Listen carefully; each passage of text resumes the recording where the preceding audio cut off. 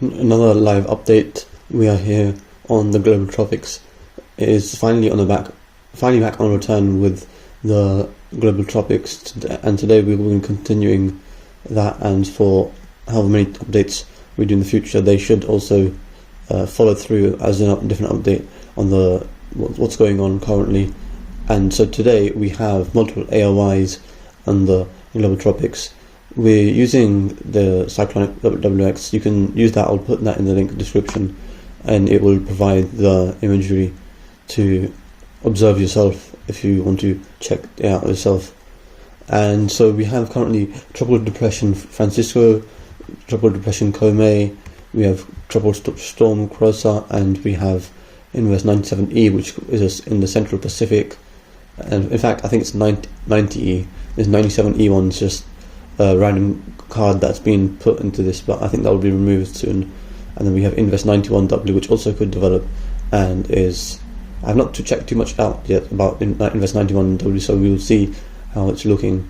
So beginning with Tropical Depression Francisco, this storm, I've not done a new update on it yet, but after this video I should be able to release new updates on all these systems, so that will be there on top of the update itself. So currently we have Tropical Storm or Tropical Depression, and definitely not as Tropical Storm anymore, Francisco. And if we just play the loop, you can see what's going on with the system and how it's evolved.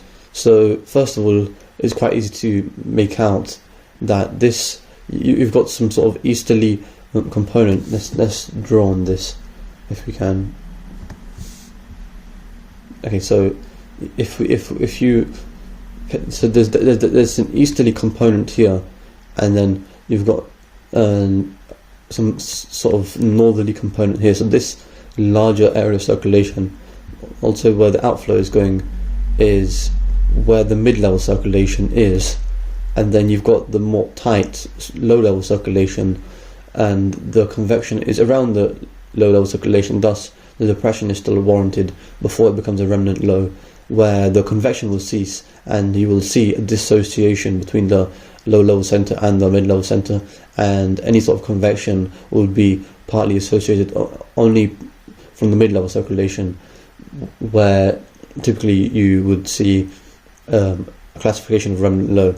And so this system is already inland. It's quite close to Zhejiang. I think it actually is in Zhejiang province, and so there's going to be quite a lot of precipitation upon the landfall. So that's only something that we'll be monitoring sometime soon. And also the riptides around this will be quite elevated. When you have a system like this, they tend to stir the current, so you have waves that tend to move across into the shore, and you have some that retreat. And when you have this sort of chaotic wave pattern along the shore, especially in the shore type, they can create these features that are known as riptides, where they are no longer just unidirectional waves that approach as wave heights. You get these sort of abnormalities in between. If we look at the loop on this play, we should be able to see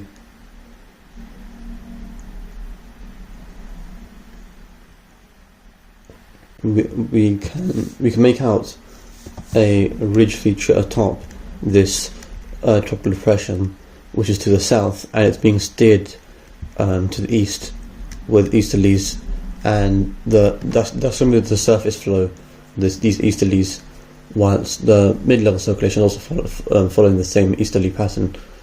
And the body is in quite a I would say quite a rich moisture environment. You've got these sort of greys, and you got the browns, but the browns are largely in this sort of moist white sort of shading air mass. This is reflective of the enhanced monsoon, the activity of the MJO in its orbit, and you've got partly due to the climatological period, you've got these active tropical waves that are providing lots of monsoon moisture. And some of these systems in this sort of seasonal setup are tending to form and move latitudinally quite high, and progress within these higher latitudes, providing moisture and a lot of convection to these higher latitudes.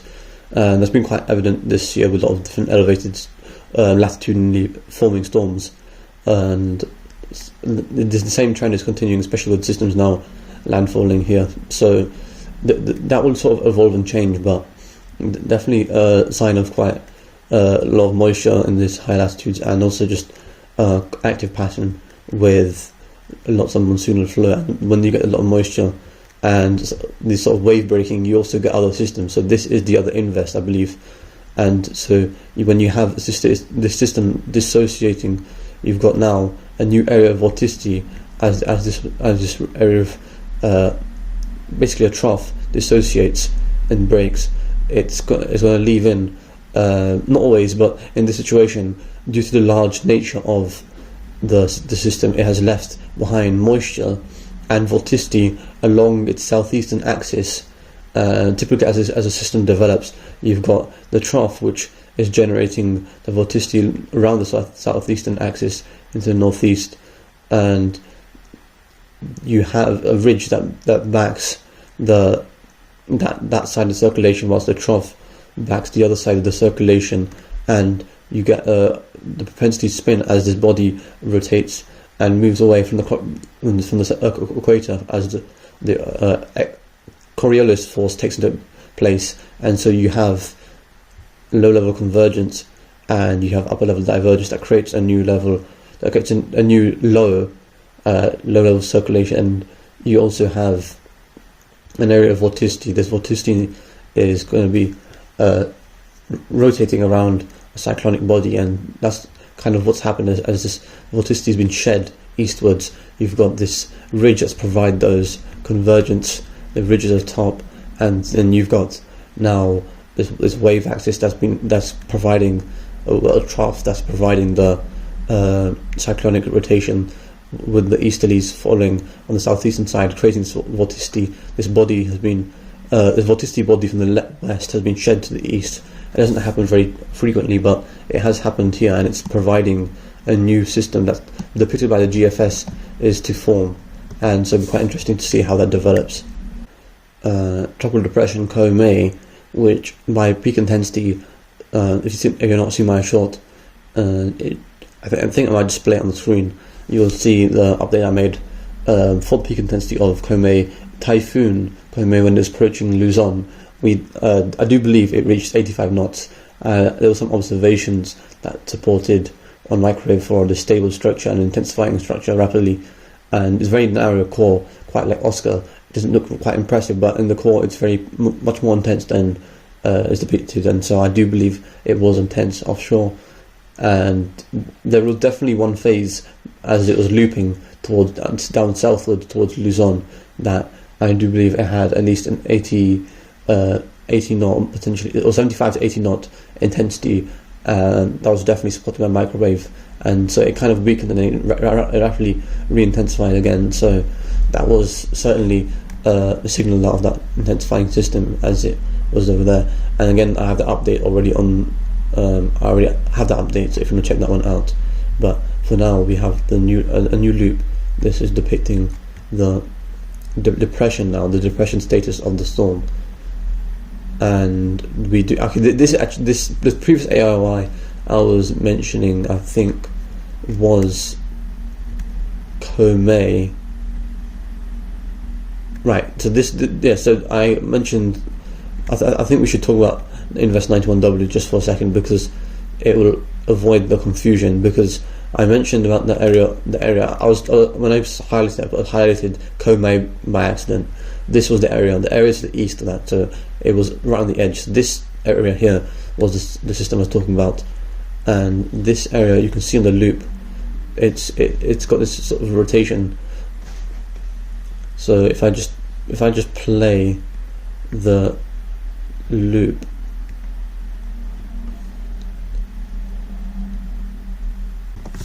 there is a mid-level circulation within this present.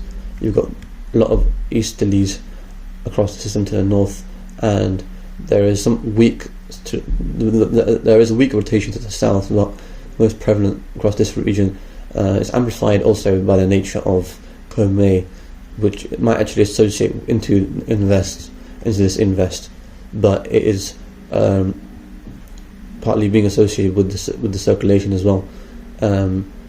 It also potentially could add as a vorticity source and provide its outflow might affect the system as it's shearing. You got this sort of elevated convection here and this breaking of the convection, whereas the strong central convection is around here. So definitely the outflow is affecting to the northern part, and that's why we're able to see the easterlies because of the system breaking apart. But you've got this area here, and it's obviously being amplified by Komei to the west. So this is the same area that we were talking about before, just not to confuse with Komei. So Komei itself is now in a weakening state, and I think if I play RGP visible, it'll be more obvious to see. If we look on this loop, you can see much more easier. So the system, if I play the loop and draw, I don't know if this works, but the low level circulation is right here. The mid level is being pushed to the east, and you've got shear. This shear that's imparting the system mid level circulations accelerating to the east, and also being influenced potentially by Fujiwara with the new invest that's forming to the east.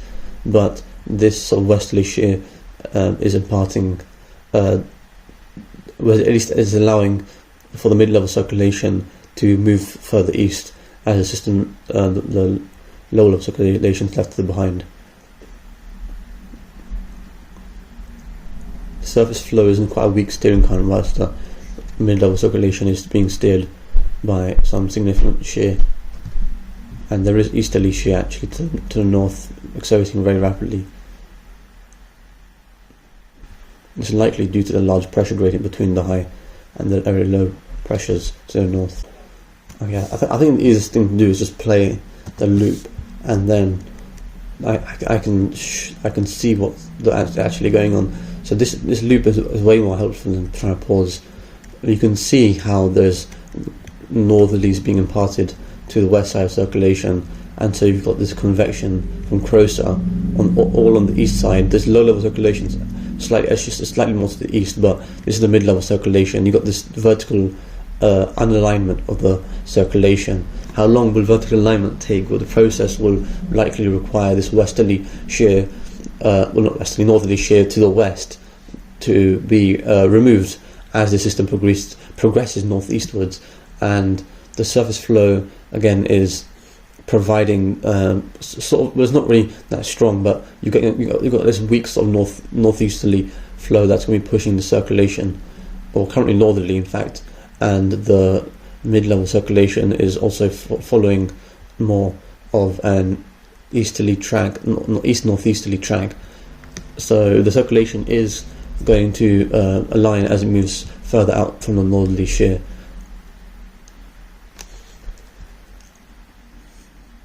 But when you have this sort of strong northerly shear, it's also causing the mid-level circulation to be pushed to the east, and so the system will have to, as it translates northeast, it's going to have to recenter that mid-level circulation back to the west, at least for the circulation to become aligned, because the low-level circulation is not going to be responsible to become aligned in the column of both the circulation, and so you're going to have to require this mid-level circulation to become aligned atop the low level. The outflow of the system is not very significant and not very great just yet, but the circulation's potentially going to have better divergence as it moves away from the low. When you have sort of divergence aloft, and when a large vorticity body or a system like this that typically induces shear also can impart more divergence by providing separation of the wind barbs of the vectors, and so you have an area where the circulation is now receiving having divergence, which provides a void in which a new area of convergence to the surface will allow convection to initiate at top, and typically that allows for rapid association of convection to the north, or at least around the circulations. And so there is potentially some divergence going on right now, because this is bubbling up continuously and quite aggressively to the east side here, and it will only progress and become better as it moves east, because then this divergence will collocate with this low-level circulation. The vertical line will improve, and that typically allows for organization. I wouldn't say it's rapid organization as of yet, but it could potentially become rapid organization as it moves into more favorable conditions. Currently, the environmental conditions are probably what is classified as UF, so unfavorable is just what that means. But typically, that's just used to describe vertical shear and the conditions that the system is in for intensification. It's often used for rapid intensification as well. And lastly, one of the things which I'm really interested in is this robust looking system, and the system to the east. I don't think the system to the east is quite visible on this yet, but this is 90C. This was what could become IONA.